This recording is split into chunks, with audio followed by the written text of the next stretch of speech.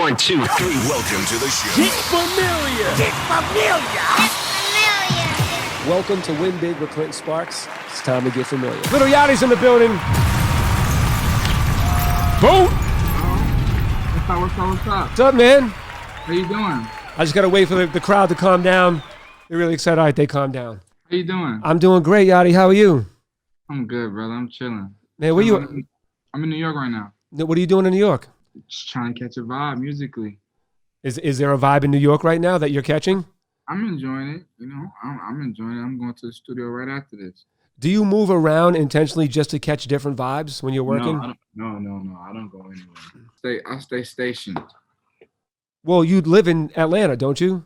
Of course. Right, but so you said you went to New York to try to catch a vibe. So are you? I came to New York to visit my girlfriend. Oh, got it. Would that be her in the background? Yeah, but I decided while I was out here, like I might as well try and catch a vibe. Are those cookies? Yeah. Ah, dude, I haven't met a cookie I didn't like, man. Cookies is my only vice. But I'll tell you, tea is something that I drink like emphatically, like every day. I drink like 6 to 8 cups of tea, and Really? for the past 12 years. And I just quit cold turkey last Sunday, and I'm really irritable and miserable not drinking tea. Why you say I just quit like it was a drug or something? I quit because I was having heartburn and other issues, and I was wondering like what's causing these things. And I've been deleting other things from my body, you know, because if I want to win big, I got to win big with health too, right? So I'm like, man, I got to figure out what's going on. I've been trying to delete different things, and it still kept acting up. So then I'm like, man, the only thing I do every single day religiously is tea. So I looked up tea, and then I found out there's a thing called tannins in tea that creates digestive issues and heartburn and anxiety and all these things. So I was like, man, I'm quitting. I just quit. Do you miss it? Yeah, I mean, it's like 30 times I already asked my girl, like, you think I can have one cup? And she's like, nope.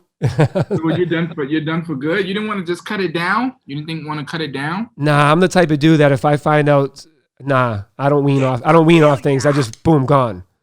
And just off it. Bro, when I started being a host on E! News, prior to that, all I would do, like, look, when we're making music, all we do is sit in the studio and make music. Like, it's different now, but like, you didn't really give a shit like how you looked. You know what I mean? You were just like, whatever, I'm just making music, right? And Of course. And I seen myself on TV for the first time, and I was like, man, I look like shit. So like overnight, I'm the type of dude that would drink like 3 Coca-Colas a day, a ice cream sundae, a pound of pasta with chicken parm. Yeah, Me right. too. But I would just overnight cut it out, cut out sugar, cut out carbs, cut out everything. I haven't put no liquid in my body since '08, other than water and hot tea with no sugar and unsweetened almond milk if I had cereal. But yeah, I don't drink juices. That's crazy. Right, You man. haven't had a juice soda since 2008? Correct. Yo, bro, if you had like a soda, would you like shut down? I don't know. You know, it's funny when you delete shit from your life, including people in your body, you start realizing then when you see that and when from the outside looking in, you start realizing, why did I even do that? That's like literally like drinking oil or fucking paint or rat poison. Like, why would I even put that in my body? So you don't drink alcohol? I never drank alcohol. Me either. I've never been drunk in my life. Me either. Crazy. Why did you not drink? That's interesting that because people always found it interesting, me being a DJ, because, you know, we get all of our liquor for free, right? So they'll be bringing over buckets. I'm like, nah, I'm good. Just bring me some waters. And they always found it weird that I didn't drink. Why? What made you not drink? You know, it was a popular thing in high school, drugs, drinking, and I have a terrible eating habit. You know, I'm really picky, so alcohol had a terrible smell and a terrible taste. Right. You know, first time I took a sip of alcohol, I was like, you know, my throat was burning and fire, and I never wanted to revisit that. You know what I'm saying? So ever since then, I was like, I'm cool. I don't need that at all. If something has like the tiniest bit of alcohol in it, and I take a sip, I'm like, Exactly. I can't.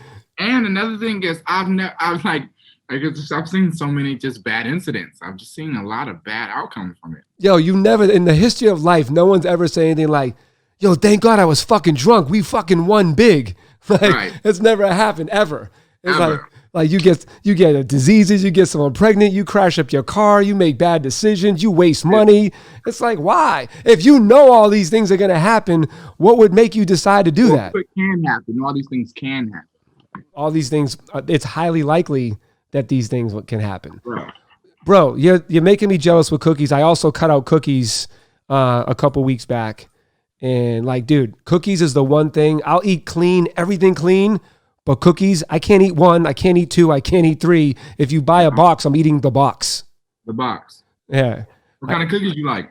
Like I said, I haven't met a cookie I do not like. Yeah? You like Girl Scout cookies? Oh, come on, man. Who doesn't like Girl Scout cookies? Some people don't. You know, I think I found Girl Scout cookies being a mixed thing. Like, I don't think everyone likes Girl Scout cookies. I wonder why Boy Scouts never made cookies. Everyone has a favorite type. I like anything with peanut butter. Okay. Peanut butter. I like the thing. Yo, I'm such a cinnamon fanatic, which, by the way, is another healthy thing to add to your food. Everything I eat, I put cinnamon on almost everything I eat. Really? Almost everything. Cinnamon is kind of bitter, though. You eat like pure cinnamon, like ground cinnamon? Yeah, ground cinnamon, no sugar. Just straight brown cinnamon. You like that. You like Earth Cafe, huh? I'm a little plainer than Earth Cafe. They try to get a little fancy at Earth Cafe. Jeez, okay. My friends used to say to me all the time, because I come from being super broke, right? So like I'm very, very basic. Like I'm the dude that was homeless eating like saltine crackers with mustard, and that was my sandwich, right? And so my friends still bag on me to this day, and like, man, you got cafeteria taste, because like just give me a little bit and I'm good. Like I don't need to eat fancy and spend a lot and do all these things. Like I'm good. I'm very low maintenance. Yo, bro, same. So then you must have a low maintenance rider when you perform, because I know I did. Yo, bro, it's pizza, cereal, fruit snacks. Yo, didn't you say before that Domino's pizza is like your favorite thing in the world? Yeah, well, man, it's so hard for me to call it because I love so many different types, bro. I love Domino's, I love pizza, I love Papa John's, I love DiGiorno's. I love all types of pizza. Now I love Delicious in LA. I love all types of pizza, so it's hard for me to just call it. I just love pizza. I remember you did a pizza pop-up in New York, and like I was trying to get there and I couldn't get there on time. But is that why you did that? Because you're such a fan of pizza? You're like, man, I got to do a pizza shop. I really want to open up a pizza spot in Atlanta. Why don't you? Lazy as hell. Man, come on, bro. But I'm gonna do it. I was young, man, that's not an excuse. I don't want to use that as an excuse. That's a bad excuse. I just didn't. It's a bad excuse, but it could have been a fact. Now. Huh? I said it's a bad excuse, but it could be a real fact. Yeah, but I don't want to use that because I was young, I could have still been a businessman young. But I think it was just life was so new to me. I had so many I was dealing with life, a new life, so I was just experiencing, it was so many things I had to do at one time that I never just buckled down on, like opening a restaurant. Well, but I'm definitely going to get to it. Well, you also, for your career and for your fans, they prefer that you stick to making music right now. We want to hear and see from you. Don't leave us. I feel like you can do both. I feel like that's what partners are for, business partners, and No, now I'm saying before when you said you were too busy because you were too busy building the Yachty brand. Well, yeah, and I was just on a roll. Like I think out of 365 days, I was home 65 days. Right. 1 year, like 2018, I think I was home like 60 something days out the year. Like it was crazy. Right. Well, so going from living in one house your entire life, living in the same neighborhood, to going around the world and never being home. My life was crazy. Right. So I want to get into that because, you said all of a sudden you have a new life. And I know the story of how you connected with Coach and QC, and I think it's a fascinating story. I want to hear your take on how you connected, how you went from just being a dude around the way that rapped or, was just around, and then connecting with QC and then starting to, build a career off of that. It was an extremely planned thing, it was way upbringing of, becoming famous was planned. Like it was nothing was like overnight. Nothing was like off the whim of like luck. Mm-hmm. Like I had a plan, like almost like a business plan, like to open a business. Like I had a real plan with started, right when I graduated high school. I didn't want to go to school, so I had this idea of moving to New York, and I was 16. I had just graduated high school, and I knew there were a bunch of kids in New York that were really popular on social media. Not for rapping, just had social influences. Like I was really popular in my county locally, but I knew there were these kids, it's like fashion kids who just were popular kind of globally. They had these followings, which at the time was like 5,000-10,000, but that was a lot to me. Right. Like kids like Luca and Bloody Osiris, and it's just all these kids, that I didn't know, but I knew of. Mm-hmm. So I had this idea. I had a friend that lived up here, and he was in college, and he worked as a busser at a restaurant. He had a crib in Harlem, and I asked him if I could live with him and let me sleep on his floor and on his couch. Wait, pause for a second. Pause for a second. You're 16. You have an idea. You make a plan. You have an ambitious plan. Before you were 16, when you became 16, you acted on this plan and said to your parents, I'm going to New York. It was the day after I graduated. I walked the stage, and then the day after, I told my mom I'm moving to New York. I'm not going to college. And she cried, and she cried for hours, and she cried. And I had graduated. I felt like I was grown at that time. She cried, and she probably thought I was going to be a failure, and whatever the case may be, because it's like once a million chance. Like back then, 2015, like 2014, like before this internet shit, like it was a 1 in a million chance you become a famous rapper. It's like how? Right. Like how? Unless you're born into it. Yeah. Now it's so much accessible. It's so accessible now. It's so accessible just to be seen in general. But back then it was like, SoundCloud was fresh. Mm-hmm. RIAA was fresh. Like, like not fresh, but like this whole digital streaming wave was fresh, so all the DSPs, everything's, being broken out.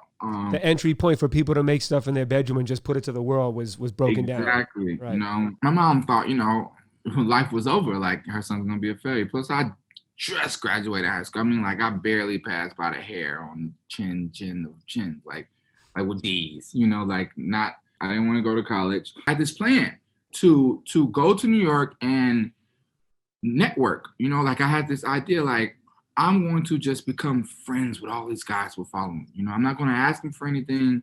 I'm not going to tell them I even do music. I'm just going to build these friendships with all these different kids that have these followings, so that when it comes time to promote my music, it's genuine. It's one thing when someone pays you to promote. It's like, okay, I got to do this paid post. I got 15 grand, meet requirements, 24 hours, it's going. When you got someone you genuinely love and you want to see win, and you root for, it's like, it's almost an act. So it's like, you're going to go the extra mile. You like, you need me to do what? You need me to, of course I do that. I'll post it. You want me to come on your, like, like this. Like, it's like it's no brainer. You know what I'm saying? So it's like, when you got someone you're trying to fuck with, you're down to do it. You don't have to get no money. You don't have to get paid. It's like, what? You mean? Oh, yeah. So I built these friendships with all these guys that had these big followings. And I knew they would post pictures. I know they would tag. Like, I know if I can get a picture with them, like if we became friends, they tag me, I could get some of that following, Right. So I would get some from here, I get some from there. And then my following started buzzing, started building. Then when I posted a song, all my friends like, wait, you do music? Yeah. And then the song was kind of hot. All my guys were posting. All the DJs at the little house parties was playing it. You know what I'm saying? That's when I had One Night and shit, and I had this other little song, and it was just getting played. It was just getting played. It was on. It just started circulating. You know what I'm saying? Wait, was One Night the first song you played to your friends? No, it was another song called Hella O's that would have broke, but it fucking I stole the beat off YouTube, and the producer was trying to fry me, and I was completely broke. So I was like, no, got it. Yeah. So I took it down before it could do anything. Right. So it was like, that was the plan, and then it was working. I started buzzing. I started getting this following. Then I was so broke though. I was that broke. I had red hair with beads, and no one wanted to hire me. I couldn't get a job. Pause for a second. So you said, I'm going to go to New York and meet all these popular kids. How did you get to know them? How did you connect with them? And how did they let you into kind of their circle? Kind of like, of course, DMing people, but also just like knowing where people hung out at and coming around. Right. And I've always been cool though. I look cool. I have my hair, I have my style. So it's like, I wasn't a lame. Right. Even if you didn't know me, if you saw me, it's like, oh man, that kid's fly. You know what I'm saying? I had the different style. My hair was red. It's like, yeah, what's up? What's your name? You know what I'm saying? Right. Like I inserted myself in the to know places. Like I knew where it was to be. Like, over there by V-Files on Mercer, and like, just like certain places I knew where to be. Mm-hmm. And I started connecting with all these people. One led me to another, one that this led me to that. I was cool with all these people. By the end of the summer, I had all these relationships, all these friendships, and people respected me and they messed with me, and it was love. Right. Nothing to do with music. Just Yachty job. I'm living off a food stamps card. My friend at this point, my homie like, yo, you gotta help with the rent somehow. I'm dead broke. Right. $0 to my name. My mom not even sending me $20 no more because she want me to come home. So I get frightened. You know what I'm saying? So I get frightened and I bail out. And I say, okay, mom, you win. I'm gonna go to school. You know, that's when I only got accepted to one school. I applied to like 25. And I got in one school, which is Alabama State, a really small HBCU in Montgomery. So I get in, you know, and I'm like, you win, mom, and I hate it, and I'm so angry. She's like taking me away from my dream, and it's like I always had this bug in my head, like I can do this, so I'm there, and now I'm in school, and I feel miserable because Montgomery is light years behind on the world. You know, the internet wasn't where it was, so it's like these kids wearing big T-shirts and baggy jeans and like white Air Forces and like it's like they're so detached from Atlanta or New York or LA where like people accept people who they are and it's open and it's like, you know, it's like you color hair like this dude a weirdo. Right. Any jeans, like what you got, like, you know, like wearing skate brands, it's like what is that? You know what I'm saying? So it's like I was a weirdo. So people used to take pictures of me and like laugh and like it was terrible. It must have been killing you too to watch all your boys in New York still doing dope shit and you're back in Alabama now. I mean, not necessarily because my dad worked for Delta. Yeah. So I flew free. Sometimes I would leave class and go to New York for the evening and be back by class. Like I had a cool life. Like my life was really cool. Like I would go home for 2 hours, go sit with my homie and then go back for class. I lived a crazy life, like a rock star as a kid with no money. Right. You know, like I just used like the things I had around me. Like I used to scam. I used to do credit card scamming. So I had no money, but I had everyone else's money. Right. You know, so like I made it work. Like you figured out how to find the money, right? Oh man, I just have finesse and ambition. You know what I'm saying? You know, I'm in college and I hate it and I'm failing because I just don't want to be here. My brain's not here. Every day I'm in class, I'm thinking about, man, I'm supposed to be famous. I'm supposed to be rich. I'm looking around all these fucking bums and losers. And like, excuse me, anybody, I don't know if anybody from my school is watching this, but it's like it's regular people. I just feel like I'm just above it. I'm like, man, I can be something. Why am I here? Yeah. You know, these wooden classrooms with the wooden floor and this teacher talking and it's like niggas is sleeping and drooling. It's like, what am I doing in here? It's not gonna help me in my life. Right. What am I doing? I don't want to live this life. I don't want to be in a cubicle. I don't want none of this. You know what I'm saying? So I was failing. I would go home. Every time I go home, I'm writing raps. I'm trying to figure out how to make some money. So I'm not doing homework. I'm not, you know what I'm saying? Like, I'm failing. You know, I'm playing right. I'm failing. So 2 months after high school, you know, I go to Florida to do some scams. And I get arrested for the first time, you know. And I had just turned 18. I had just turned 18.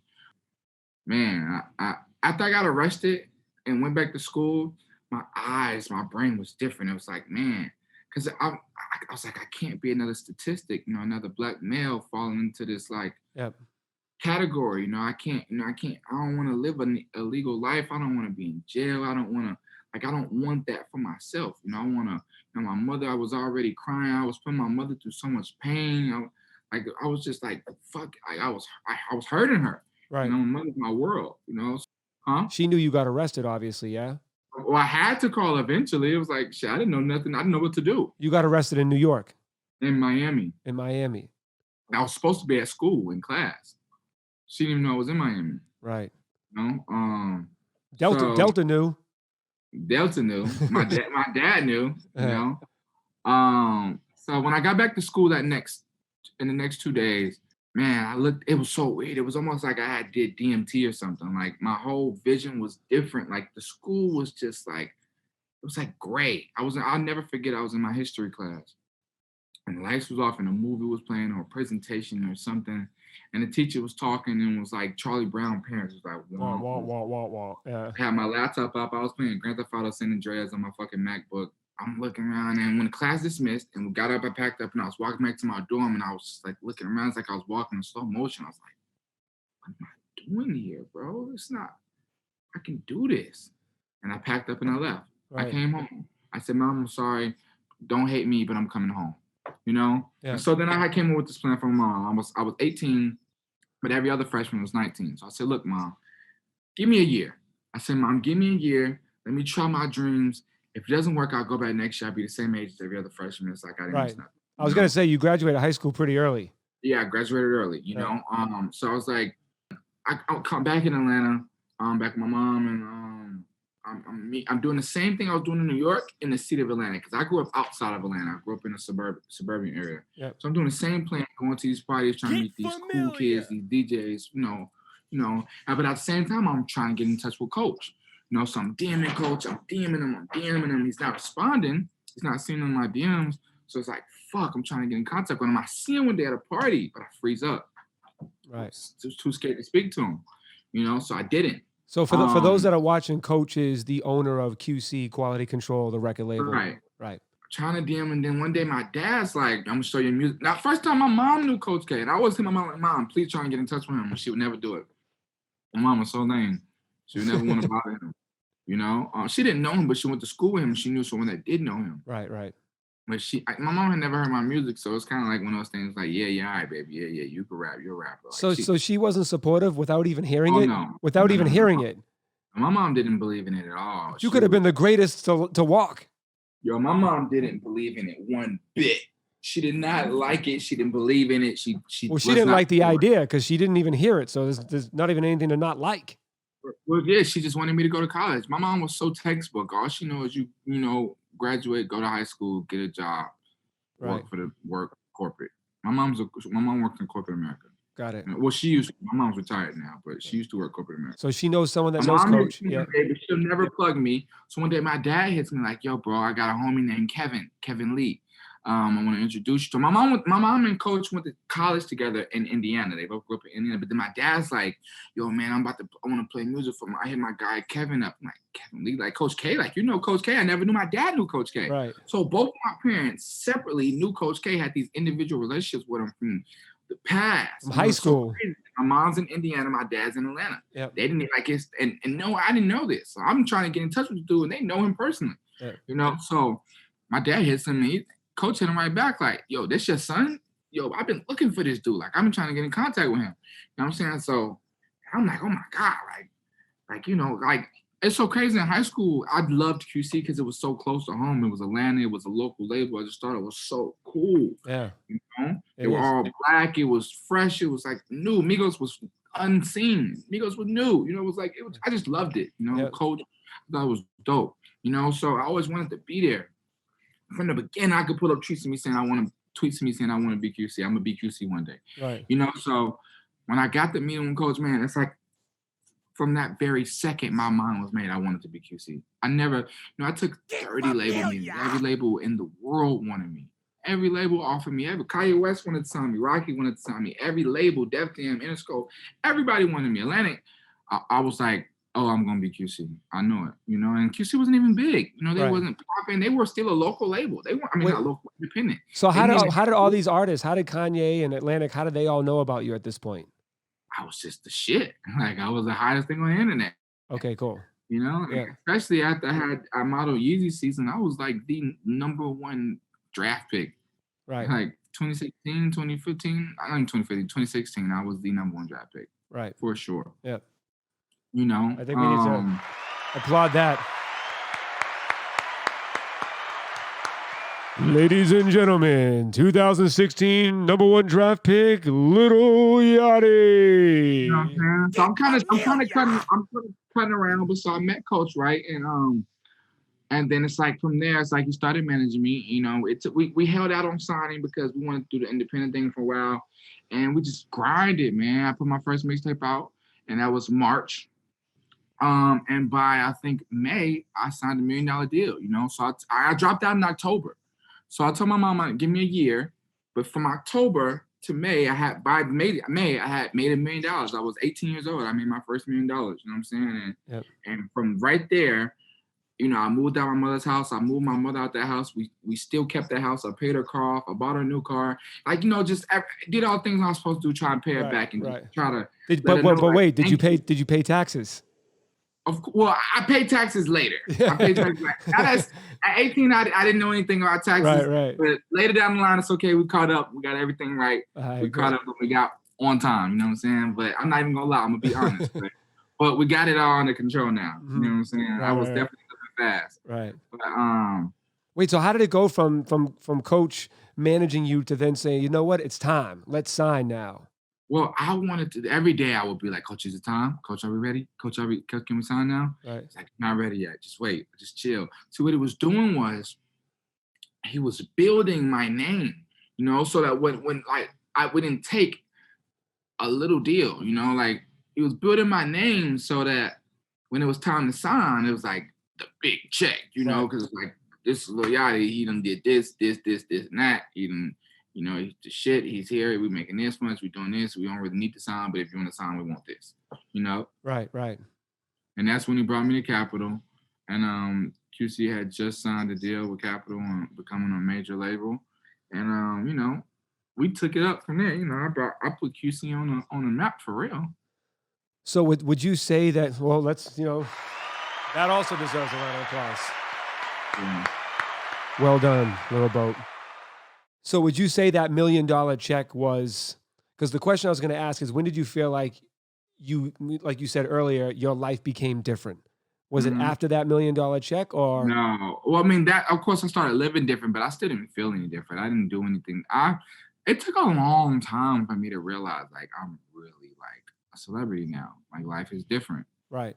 Maybe 2 years after that, watching Coldplay perform, after I just met them backstage, meeting them, I'm then going into like the VIP pit, and Beyonce and Jay-Z comes up, and they come in, and Jay-Z shakes my hand, he's like, "What's up, Yachty?" And then Beyonce says my name. Like, I'm not telling them who I am. They're saying, they're greeting me, Right.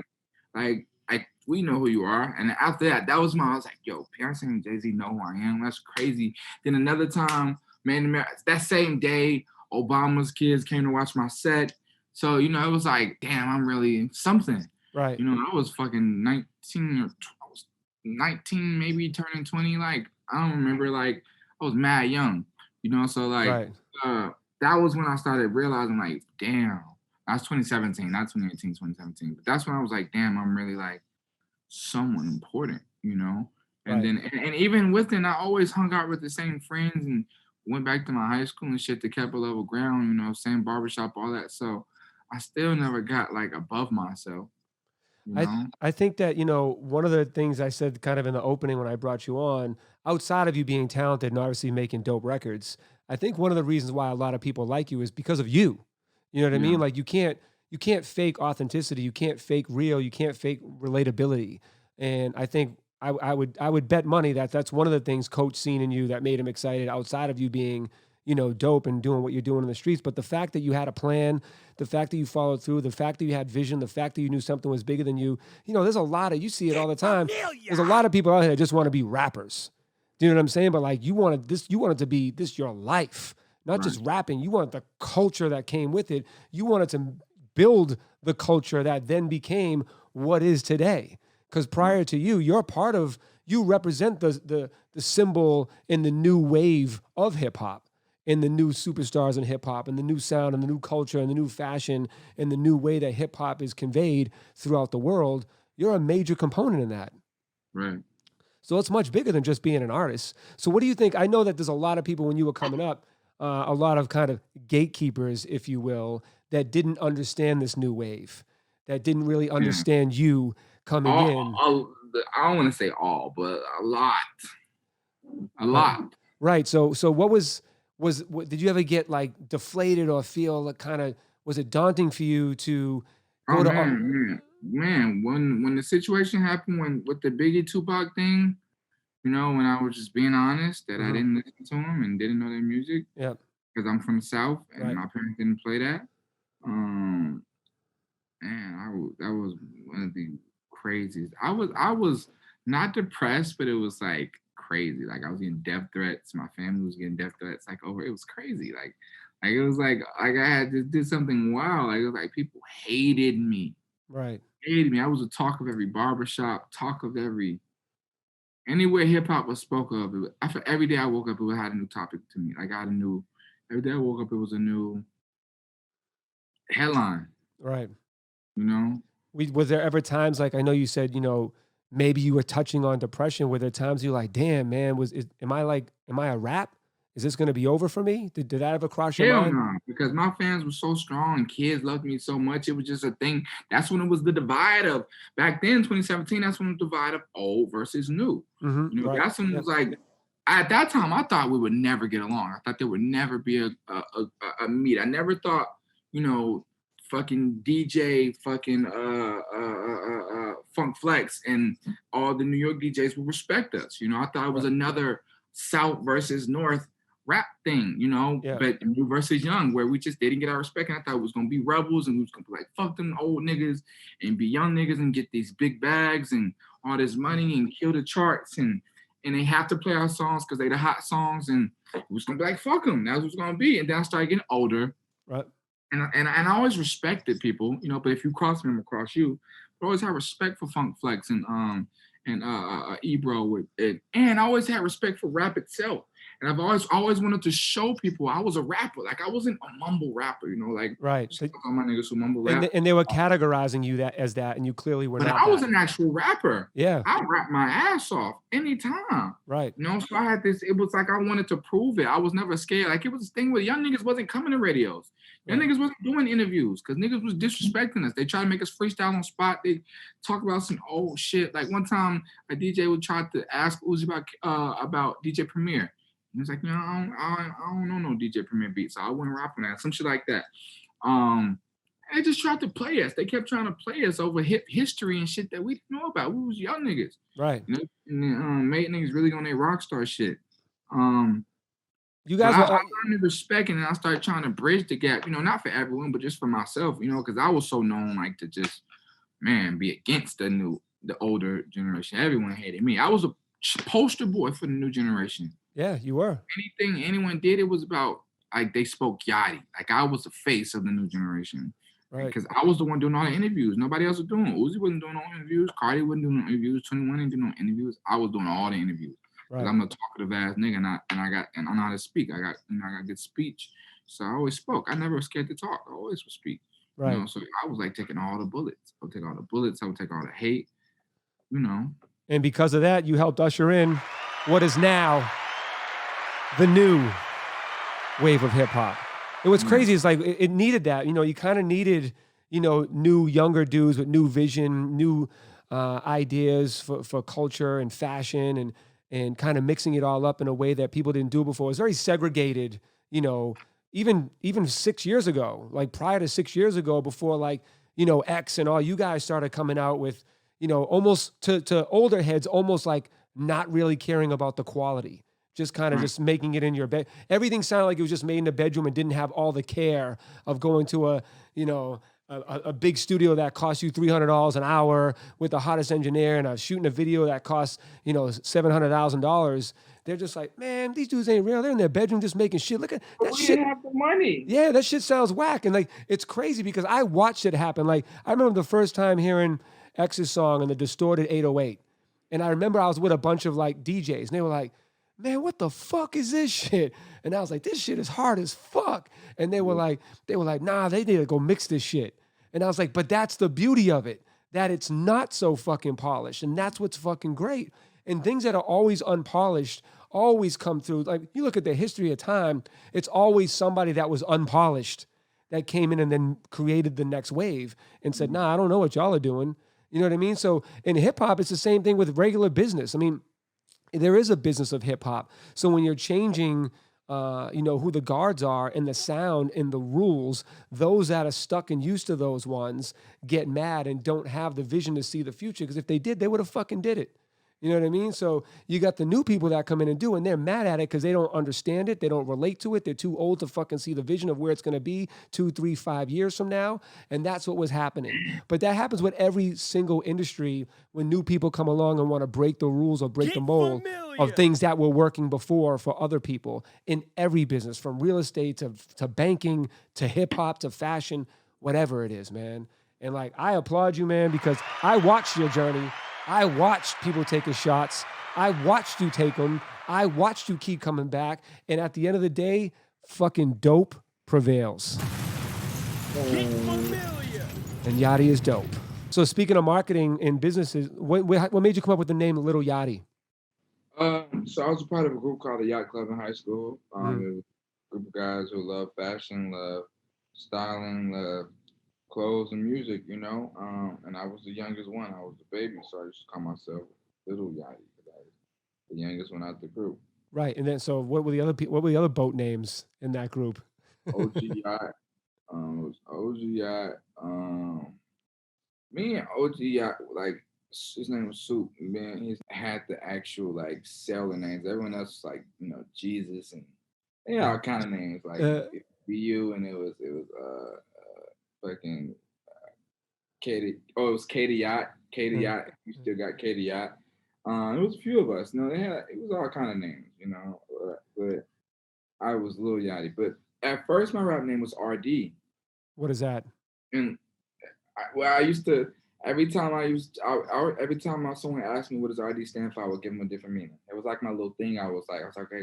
So when I get famous and people ask me what my name stands for, I'm gonna say something different every time. It was like this thing I did.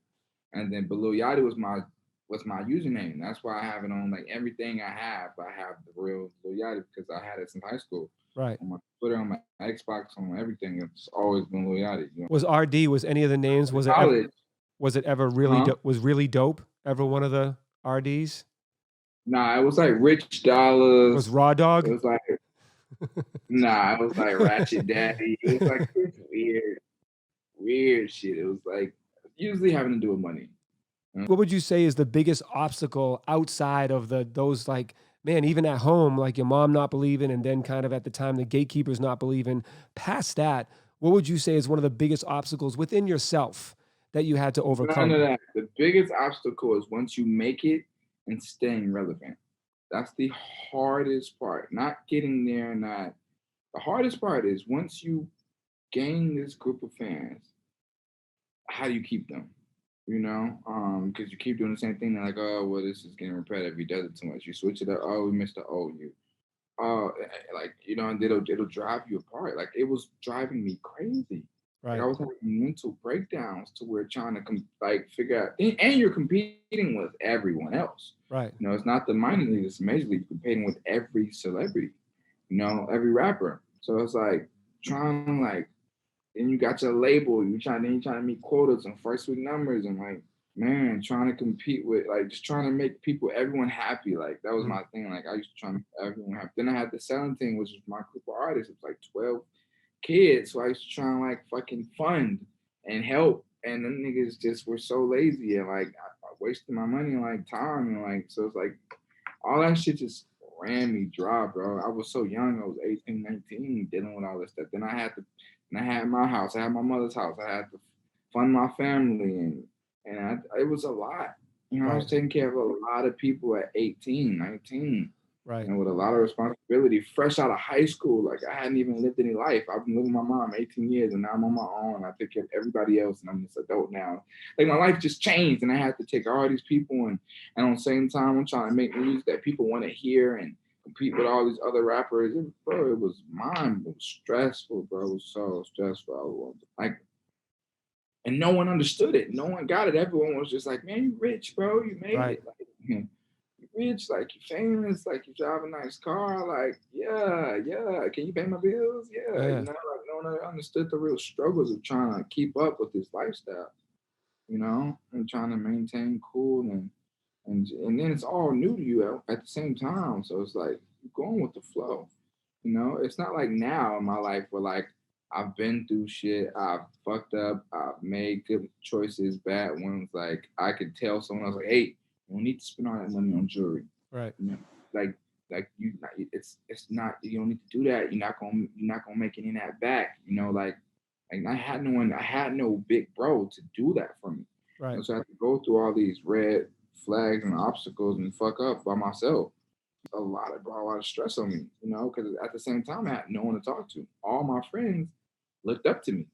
They all thought I was the best, even though I was the youngest. Right. I was just because I had made it, so it's not like I could vent to them because they looked to me for guidance. So I never showed the weak side. I was just held it all in, and I was just I just had to be the guy that everyone looked to, so it was tough. And the problem with that is, you know, a rich guy that was once broke will never understand a broke guy that was never rich, and a broke guy that was never rich will never understand a man that's rich, right? So you are both. So it's difficult, you know. Just like you said, I even in my book, I talk about, like, you know, first, like, why do you want to become successful and win big? Like, why do you want to become get rich and famous? Is because you think that's going to delete all your problems? Is because when you think money comes, that now everything's... People do. People think that. They do. And I tell people all the time, like, yo, bro, like, yo, I think it gets worse. I think you have more problems. There's stronger, bigger, eviler problems. Right. You know, like, it's not baby shit anymore. Like, it gets really serious. You get other people's problems. When you get rich, and you have family and you have ties and connections, you get other people's problems somehow magically spring off on you. Right.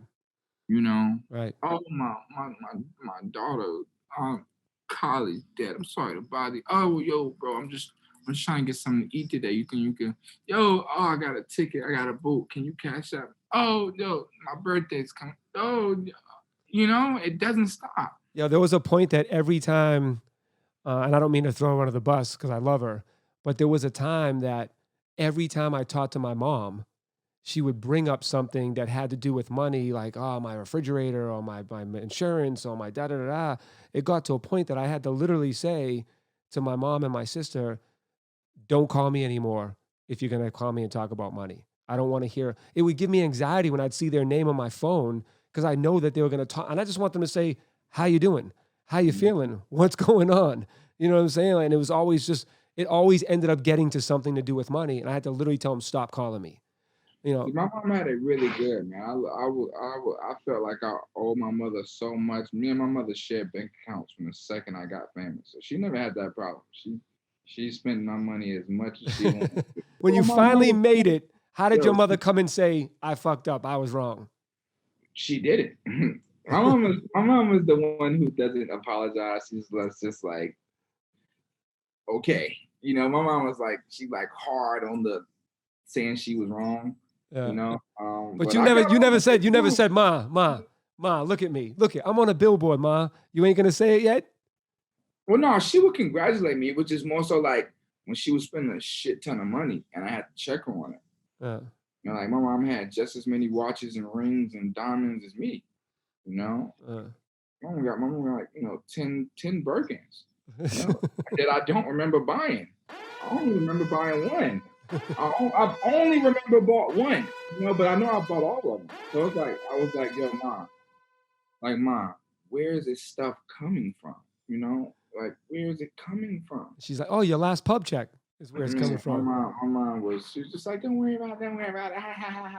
My mom was crazy. My mom was so crazy. She's like that. My mom was like that. But I love my mother to death, man. That's my world, so I don't mind. Right.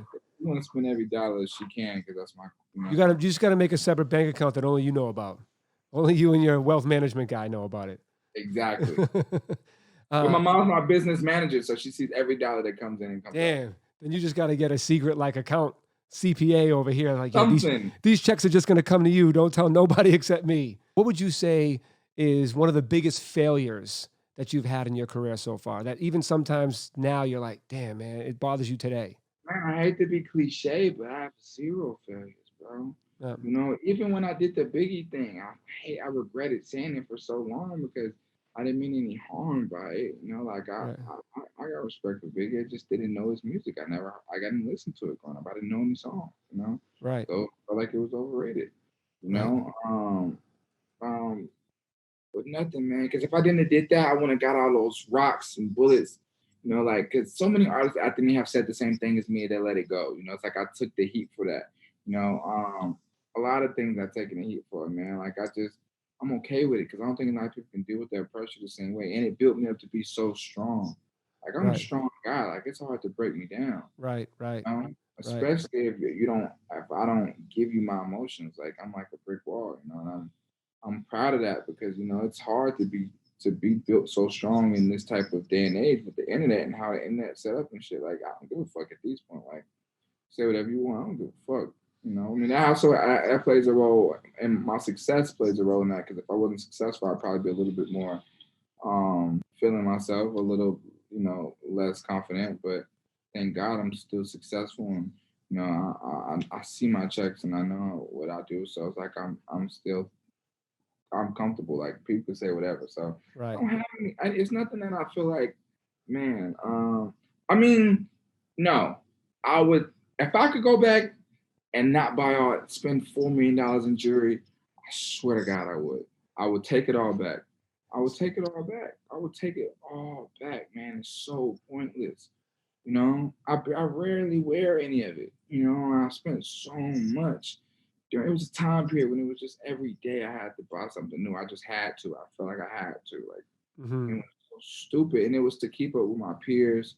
It was to try and shit on other rappers that I wasn't even friends with.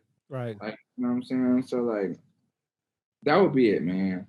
Well, that's a powerful one, because basically what the lesson is when you become successful or start getting money, Save, save. and get a business manager early. Invest. As soon as you get some money, get the business, invest, and all these things that I didn't have anyone successful around me until I became very successful. It's better late than never. I'm never mad. Jewish uncles that they would have told me the second I got a check, hey, put it here, put it there, hey, do that. We're not doing that. No, you got one chain, that's enough. You don't need 50. Right. Like you don't need 60 watches, you got one wrist. Like, you know what I'm saying? Like you know what I'm saying? Like, Yeah. But I didn't have that. I grew up around people who didn't have nothing. So it was like shit, it was cool. It was like shit, I need 8 cars. Right. They all need to be different colors and parked in the lot. I need 10 watches just in case I want to set them to different region times. Like whatever I want. Like I was a young nigga, you know what I'm saying, living. Right. But if I could, I would take all that back, because I don't care about it. But at the same time, I'm thankful because it made me not idolize it. Like I could lose $100,000 watch. I've lost $100,000 watch, and I don't cry. I'm not depressed. It's like, because it's I don't value materialistic things. I value other things. I value love. I value true friendship. I value family. You know what I'm saying? I don't care about materialistic shit. It's like whatever. Money is whatever. Are you saying now you got to the point where you don't care about that stuff? Where it just doesn't rule my life. It doesn't run me. Like it's a lot of niggas that it runs, it controls. Like, it controls. I'm not saying I don't like nice things. Of course I like nice things. The new car come out, I want to drive nice cars. I want to drive the newest year every year. I want my shit to be new.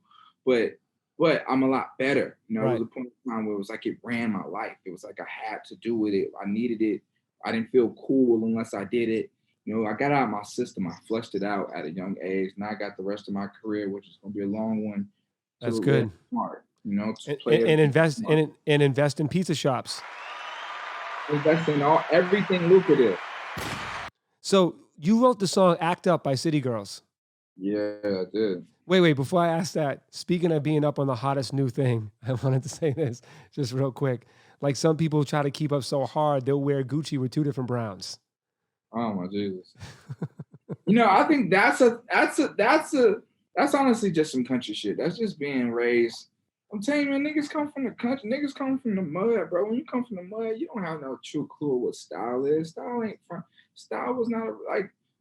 is some foreign shit. Real style, these designers foreign. Mm-hmm. So it's like you just see it and look good. As long as it costs a lot, if it costs a lot, it must be right. Right. Have you ever got? It costs a lot. A grip. Have you got? Not true. Have you got caught up wearing something? Come to find out that was some bootleg Fugazi shit. Nah, because I wear bootleg shit on purpose. I love bootlegs. I love 90s. I love 90s fashion. I love. See, that's another thing that came with the new wave. It was almost like before bootleg. Man, that's just bootleg. You're whack. It's almost like bootleg is just as good as real shit now. If it's fly, if it looks good. Depending, but yeah, depends. So what does it depend on? It's different types of fashion around. It's different crowds. Just like it's different types of hip hop. It's street niggas and it's hipsters. Right. Well, you see people that are like fashioning together jackets out of cutting up a Louis bag and then making a denim jacket with the Louis bag. Are we okay with that? Type shit. That type shit. I've never been into it. Right. So for all the artists now that have now felt like it's easy to just break through and they want to win big and they want to become successful and they want to get to a Lil Yachty status, what's a piece of advice you would give to young artists now? Because the way that you came up is the most realist, authentic, ambitious, self-driven, one of the most self-driven ways I've seen somebody actually go after their career. It's funny because you're a new school cat, but you got an old school way of thinking. You know what I mean? You got an old soul. Because of my mother. My mother always enforced you got to have a plan. That was this thing in high school, but she never meant it for rapping. She just meant throughout life. Like, like I used to be like, I didn't know what I wanted to do. She said, you got to have a plan in life.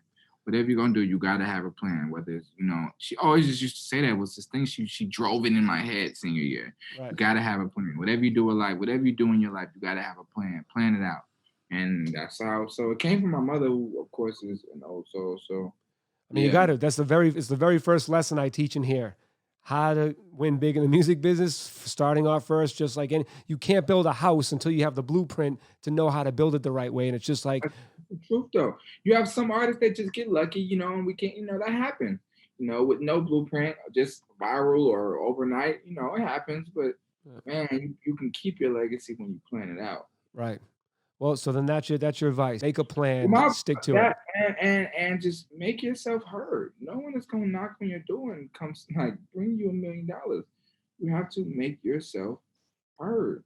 Make yourself seen. Make yourself bring the eyeballs to you. And go where the culture is. Bring your ideas to like you did.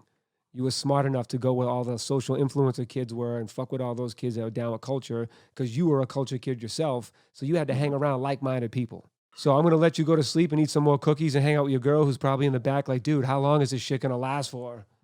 Yeah, word. I thought you came to New York to see me. I'm from New York. All right, thank you so much for coming on the show. Lil Yachty, baby. Keep rocking, brother. Get familiar. You need to start a line of boats, bro. I need to start a lot of shit. All right, we'll talk. I know how to help you build these businesses.